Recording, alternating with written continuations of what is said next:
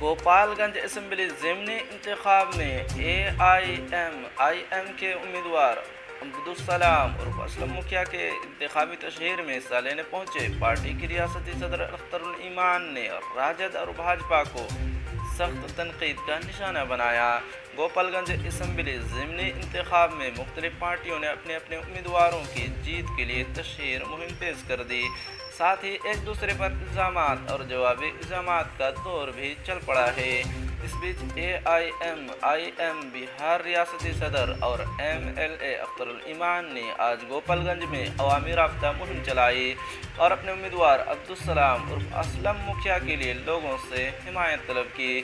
اس دوران تھاوے روڈ واقع پارٹی دفتر میں AIM کے ریاستی صدر اختر الایمان نے میڈیا اہلکاروں سے بات کرتے ہوئے کہا کہ وہ اقلیتوں کی ترقی اور سبھی طبقات کے لوگوں کو واجب حق دلانا چاہتے ہیں۔ ایک سوال کے جواب میں انہوں نے کہا کہ بہار میں آج بھی مسلمان پچھڑے ہوئے ہیں۔